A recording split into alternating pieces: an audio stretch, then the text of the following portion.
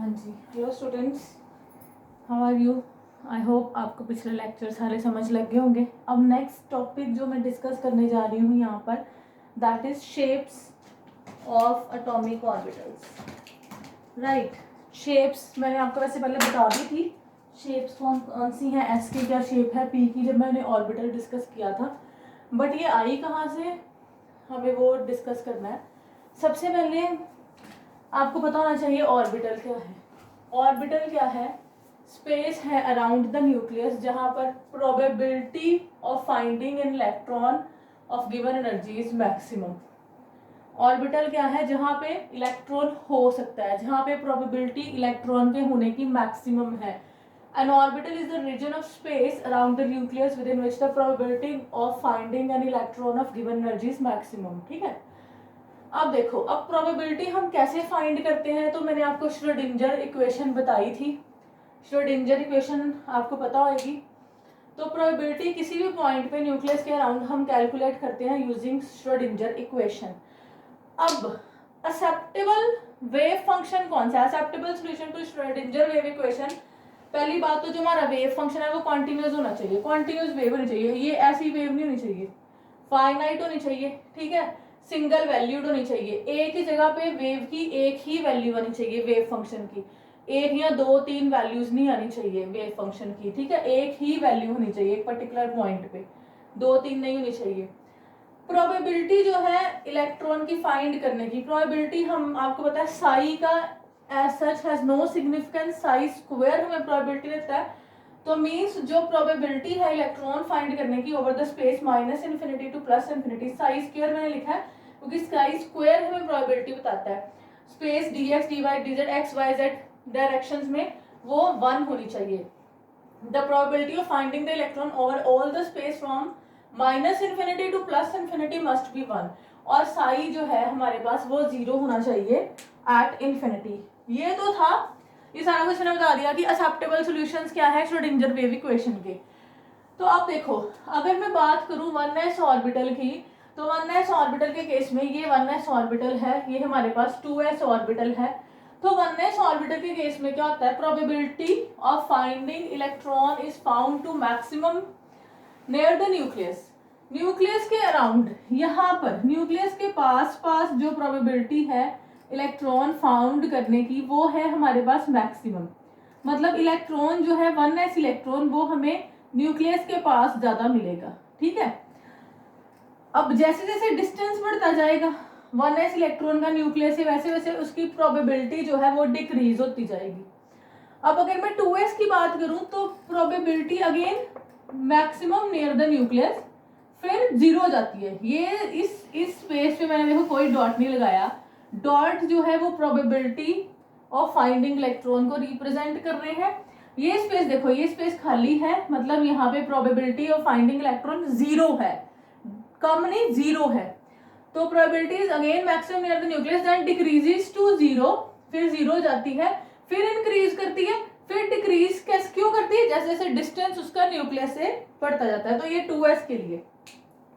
अगर मैं 3s को ड्रॉ करूं तो ये न्यूक्लियस है, न्यूक्लियस है, ठीक है। तो सबसे पहले इसके न्यूक्लियस के पास इसकी प्रोबेबिलिटी है, ठीक है, ये न्यूक्लियस के पास probability of finding electron is maximum, फिर देन डिक्रीजेस टू 0, फिर 0 हो जाती है, फिर उसके अराउंड जो है प्रोबेबिलिटी इस रीजन में, ठीक है, 3s के लिए मैं ड्रॉ कर रही हूँ, इस रीजन में मैक्सिमम इंक्रीज होती है, नॉट मैक्सिमम इंक्रीज होती है, फिर डिक्रीज होती है जैसे हम डिस्टेंस बढ़ाते हैं, फिर 3s है ना, देन फिर 0 होती है, यहाँ एक बार 0 है, यहाँ 2 बार 0 होती है, फिर 0 होती है, और फिर यहाँ पे ये इंक्रीज कर रही है, यहाँ पर फिर इंक्रीज होती है, 0 होती है, then probability of finding electron, then फिर से इंक्रीज कर रही है। तो अब देखो 1s में कोई भी ऐसी जगह नहीं है, ऐसा रीजन नहीं है जहां पर जो प्रोबेबिलिटी है वो क्या हो जाए हमारे पास 0। 2s में एक रीजन ऐसा आया, ये 2s का है, ये 3s का है, एक रीजन ऐसा आया है जहां पे प्रोबेबिलिटी क्या है 0। 3s में ये एक ये रीजन है, दूसरा ये रीजन है, दो रीजन है जहां पर प्रोबेबिलिटी जो है क्या है, 0। अब देखो ये जहां पर प्रोबेबिलिटी 0 है उसको हम क्या बोलते हैं, इंटरमीडिएट रीजन है, स्फेरिकल इंटरमीडिएट रीजन इसको बोल सकते हो। जहां प्रोबेबिलिटी 0 है उसको हम बोलते हैं नोडल सरफेस और नोड। जहां पे प्रोबेबिलिटी 0 है उसको हम बोलते हैं नोडल सरफेस और नोड। अब देखो 1s में नो नोड, 1s के केस में कोई नोड दिख नहीं रही आपको, 2s के केस में 1 नोड दिख रही है आपको, 3s के केस में 2 नोड्स दिख रही है आपको, ठीक है। तो अब हम हर किसी का ये ड्रॉ करके देखेंगे नोडल है कैसे निकालते हैं। अब हमने नेक्स्ट निकालना है कि हम नोडल प्लेन कैसे निकालते हैं। हाँ जी, तो नेक्स्ट है, मैंने बता दिया कि नोड्स क्या होती हैं। अब दो तरह की नोड्स हैं, एक है स्फेरिकल और रेडियल नोड्स, एक है प्लेनर और एंगुलर नोड्स। बट आपको जो क्वेश्चन पूछा जाएगा आपको टोटल नंबर ऑफ नोड्स ही पूछी जाएंगी। तो स्फेरिकल नोड्स का होती है n minus L minus 1। n आपको पता है प्रिंसिपल क्वांटम नंबर, एल आपको पता है एजीमुथल और एंगुलर मोमेंटम क्वांटम नंबर, ठीक है। एंड ये भी आपको पता है फिर। तो अब टोटल नंबर ऑफ नोड्स क्या होगी, this plus this n minus L minus 1 plus L, तो टोटल नंबर ऑफ नोड्स हमारे पास आ गई n माइनस 1। अब एक एक्सेप्शन है इसमें, सब all d orbitals have 2 nodal planes except dz square. जब हम d ऑर्बिटल्स को पढ़ेंगे तो पता चल जाएगा, बट dz स्क्वायर की कोई भी नोडल प्लेन नहीं होती है।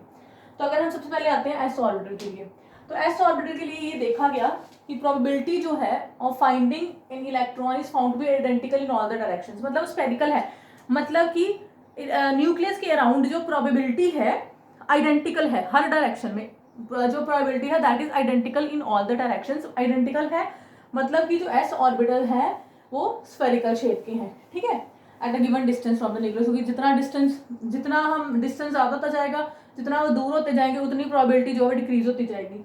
तो हमें क्या पता चला यहाँ से कि s ऑर्बिटल्स जो है वो क्या है, स्फेरिकल शेप की है, ठीक है।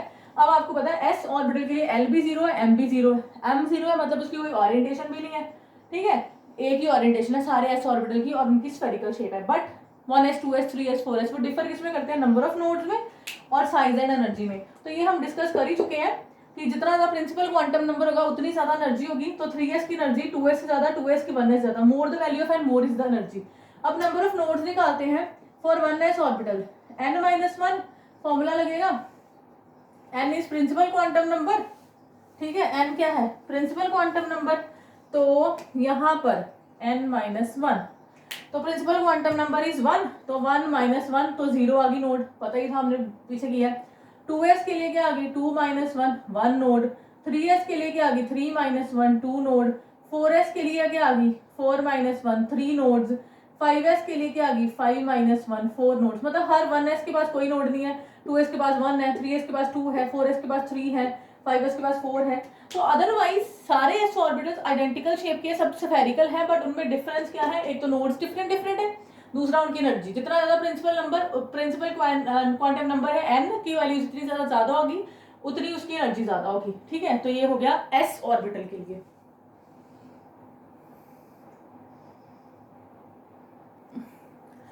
नेक्स्ट है, हाँ जी, अब हम मैंने बता दिया नोड 1 है, किसमें कितनी है। अब नेक्स्ट हमने उसको कैसे लिखना है। तो ये सारा काम अदरवाइज नहीं है, अगर कोई कंपटीशन की तैयारी करता है तो इसको इतना सब कुछ पढ़ना है, अदरवाइज अगर नहीं तो नहीं पढ़ो।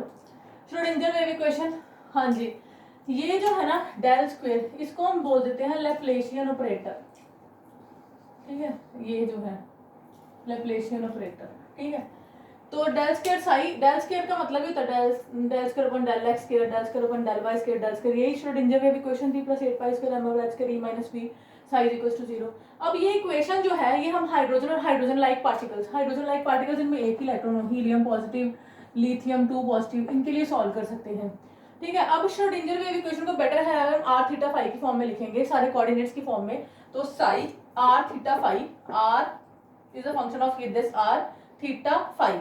अब r क्या है, रेडियल वेव फंक्शन, और इस r से हमें n और l की वैल्यू पता चलती है। ये n और l की वैल्यू बताता है हमें प्रिंसिपल क्वांटम नंबर और एजीमुथल क्वांटम नंबर।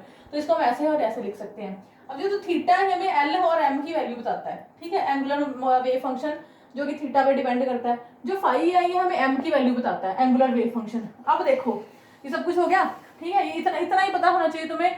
आर जो है रेडियल प्रोबेबिलिटी वेव फंक्शन है और एंगुलर वेव फंक्शन है, that is also angular wave function. ये एन एल पे डिपेंड करता है, ये एम पे करता है, और एल और एम पे करता है, और ये एम पे करता है, बस। और श्रोडिंगर पता होनी चाहिए तुम्हें। अब देखो जब तुमने ग्राफ, तुमने बोला एक नोड है, तो जब तुम वेव फंक्शन, कई बुक्स में साई आर लिखा है, मैं यहाँ पे आर एन एल लिख रही हूँ कि यहाँ पे हम सिर्फ रेडियल वेव फंक्शन की बात कर रहे हैं, सो दैट्स वाई यहाँ पे मैं आर एन एल लिख रही हूँ, या फिर कई बुक्स में साई आर लिखा होता है। तो यहाँ पे ये है हमारा 1s ऑर्बिटल के लिए, ये हमारा 2s ऑर्बिटल के लिए, ये हमारा 3s ऑर्बिटल के लिए। तो हमने लास्ट कैलकुलेट किया कि 1s ऑर्बिटल पे कोई भी नोड नहीं है।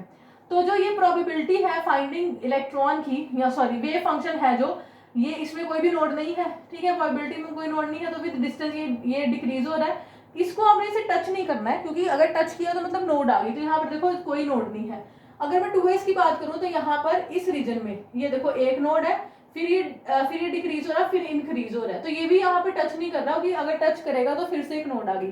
फॉर 3s ऑर्बिटल ये देखो यहाँ से डिक्रीज हो रहा है, यहाँ पे ये एक नोड है, यहाँ पर ये दूसरी नोड है, तो ये मतलब इसका मतलब है नोड, यहाँ पे ये 1 और ये 2 नोड्स हैं यहाँ पर 3s में, तो ये 2 नोड, और यहाँ पे फिर से इसको टच नहीं करना, नहीं तो ये फिर 4s का बन जाएगा, एक और नोड आ जाएगी। तो सॉरी, हाँ ये तो मैंने 3 नोड्स बता दी, दिखा दी। लेट मी चेक, एक मिनट। नहीं जी, ये ऊपर ये तो 4s का मैंने ड्रॉ कर दिया इधर से, हाँ जी इधर से ऐसे। अगर हाँ जो पहले था वो 4s का था, तो यहाँ पे 3s के लिए 2 नोड्स है। ये मैं रेडियल वेव फंक्शन के ग्राफ खींच रही हूँ, प्रोबेबिलिटी के ग्राफ ये नहीं है, क्योंकि यहाँ पे देखो यहाँ पर ये पॉजिटिव ऊपर वैल्यू, नीचे नेगेटिव वैल्यू, ऊपर पॉजिटिव की नीचे नेगेटिव, ठीक है। तो अगर तुम ये ग्राफ यहाँ पर तुम साई की जगह इस ग्राफ में तुम साई स्क्वायर कर दोगे ना, तो ये भाई साहब गलत हो जाएगा।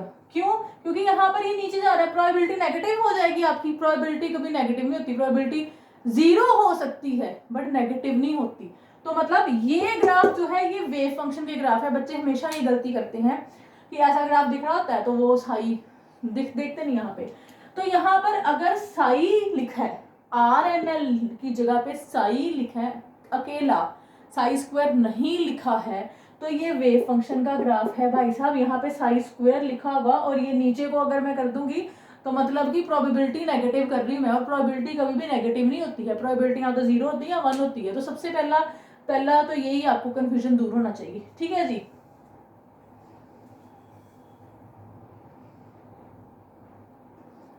हाँ जी, तो अब नेक्स्ट आती है बात पी ऑर्बिटल्स की।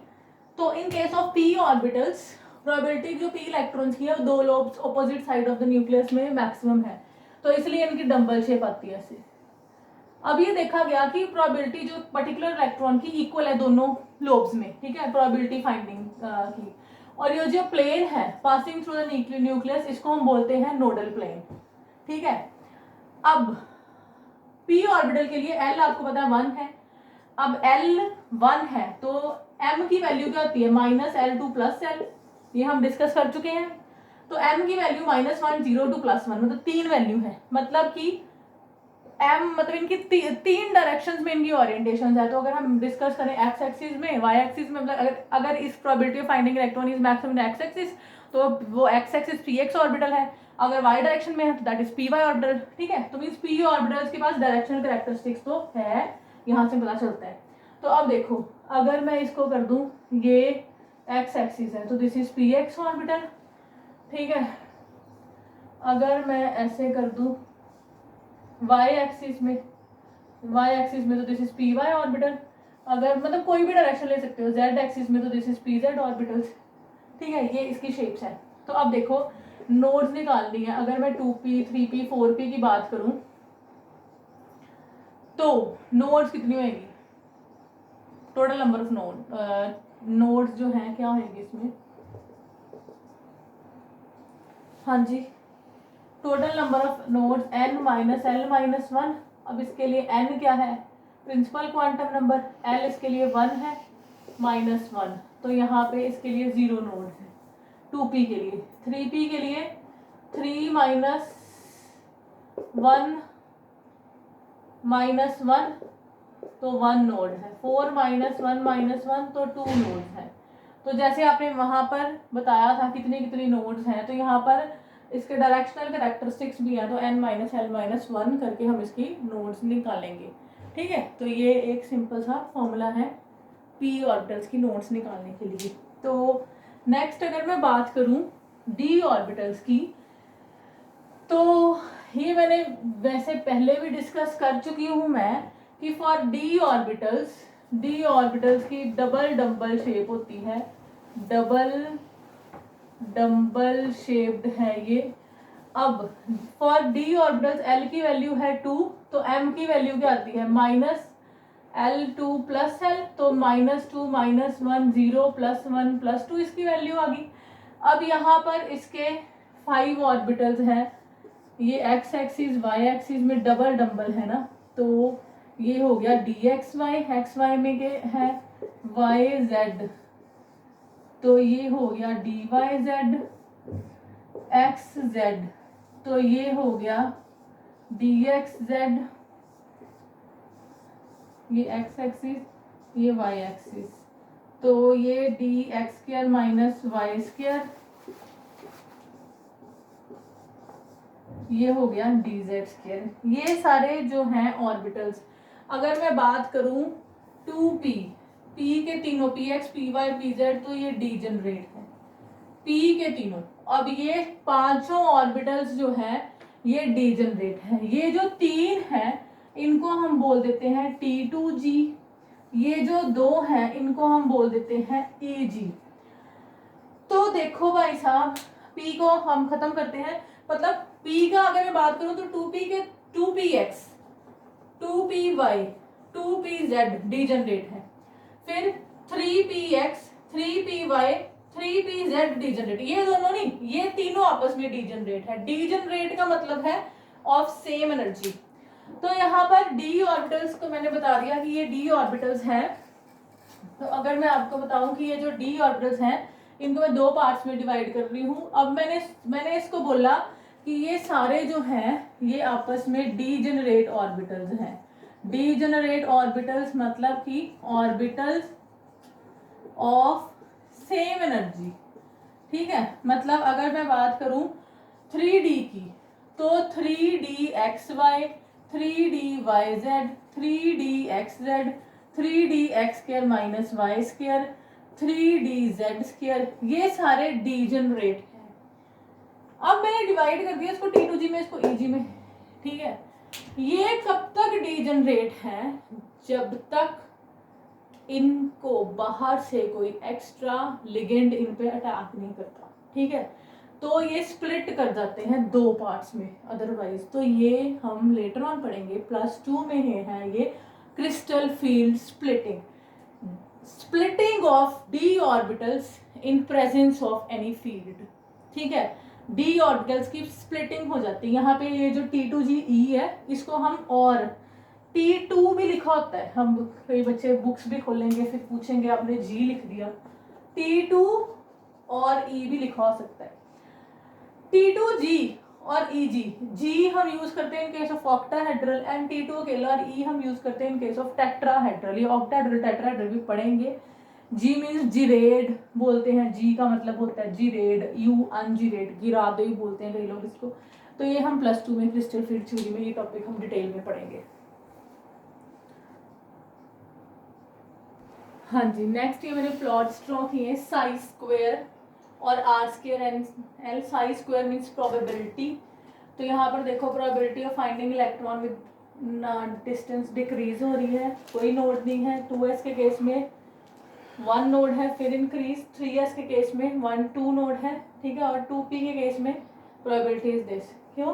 क्योंकि s ऑर्बिटल की मैक्सिमम इलेक्ट्रॉन डेंसिटी न्यूक्लियस के पास होती है और बाकी अदर ऑर्बिटल्स की 0 होती है। यहाँ पर आप देखो 1s के केस में कोई नोड नहीं, यहाँ पे टच नहीं कराना, टच करा दिया तो मतलब नोड है।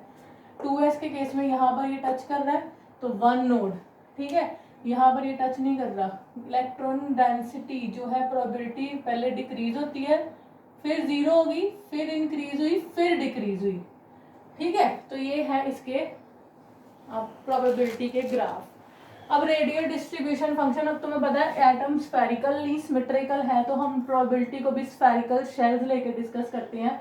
तो यहाँ पे डी आर थिकनेस का ले लिया at a distance r from the nucleus, तो सोचा इतना डिस्टेंस है तो वॉल्यूम स्फेरिकल शेल का 4/3 पाई आर क्यूब होता है। तो हम फंक्शन कैसे निकालेंगे, 4/3 pi r plus d r cube minus इसमें से इसको माइनस कर देंगे निकालने के लिए, ठीक है।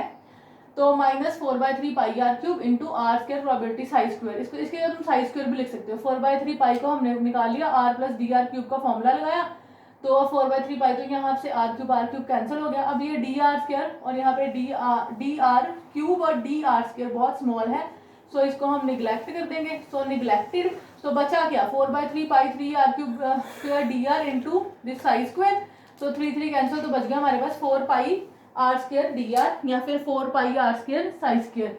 तो अब जब तुमने इसके ग्राफ ड्रॉ करने हैं तो तुमने रेडियल प्रोबेबिलिटी फंक्शंस के, तो तुमने लिखना है यहाँ पर 4 pi r square psi square versus r, ठीक है। अब 1s ऑर्बिटल की बात करें तो 1s ऑर्बिटल के केस में कोई नोड नहीं है, ठीक है। 4 pi r square psi square. 2s orbital की बात करें तो एक नोड फिर दूसरी नोड, एक नोड है सॉरी। अगर हम बात करें 4 pi r square psi square versus r, अगर मैं 3s की बात करूं, पहले 1 नोड सेकेंड नोड और देन ये, ठीक है। 3s के केस में एक और 2 नोड आ रही, 2s के केस में एक नोड आ रही, 1s के केस में कोई नोड नहीं आ रही, ठीक है। अब अगर मैं ग्राफ ड्रॉ करूं 4 pi r square psi square और आर, 2p के केस में नो नोड 2p, ठीक है। Then 4 pi r square d r, 3p के केस में 1 नोड, देन सेकेंड नहीं है सॉरी 1 नोड ओनली, ठीक है। अब 4p के केस में 4 pi r square psi square, ठीक है, साई स्क्वायर लिखो भी इसको, 4 pi r square psi square, ठीक है। तो यहाँ पर देखो 4p के केस में 1 नोड, ठीक है, कितनी नोड्स आनी चाहिए 2, देन ये 3। हाँ जी, नोड्स ना निकालने का एक और तरीका मैं आपको बताती हूँ। जैसे अब देखो 2p 1p नहीं है ना, तो 2p में कोई नोड नहीं आएगी क्योंकि 1p एग्जिस्ट ही नहीं करता। 3p के पीछे एक p एग्जिस्ट करता है 2p, तो 1 नोड आएगी।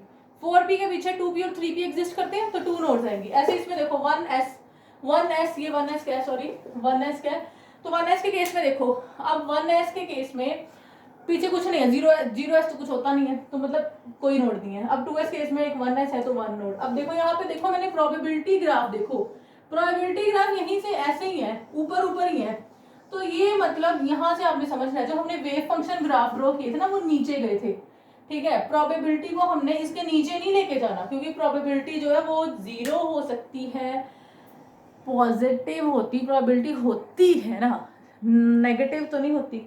तो इसके साथ हमारा ये प्रोबेबिलिटी वाला टॉपिक भी फिनिश हो गया, ठीक है जी। अब आई थिंक हमारा इस चैप्टर में से कुछ बचा नहीं है, अगर कुछ बचा है तो वो थोड़े से हम और क्वेश्चंस डिस्कस कर लेंगे। एंड आई होप आपको ये सारे लेक्चर्स समझ लग गए होंगे, ठीक है।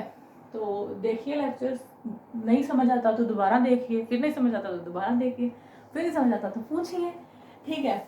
बट हाँ, तो थोड़ा सा समझने की कोशिश करिए। तो अभी मैंने आपको बोला था क्वांटम मैकेनिक्स पे मैं एक और लेक्चर डालूंगी, तो वो मैं अपलोड करूंगी जल्दी ही, सो दैट आपको क्लियर हो जाए। क्योंकि मैंने बोला था क्वांटम मैकेनिक्स स्टफ है, पर मैंने यहाँ पे डिस्कस नहीं की क्योंकि मुझे लगा कि कुछ स्टूडेंट्स जो घबरा ही ना जाए, तो मैं क्वांटम मैकेनिक्स का एक अलग से लेक्चर बनाऊंगी, वो डालूंगी कि what is the difference between classical mechanics and quantum mechanics. हम क्वांटम मैकेनिक्स को स्टडी ही क्यों करते हैं और क्या स्टडी करते हैं, क्यों स्टडी करते हैं, ये सारा कुछ मैं एक लेक्चर थोड़े दिन में अपलोड कर दूंगी लेटर ऑन, जब थोड़ा सा मैं फ्री हो जाऊंगी।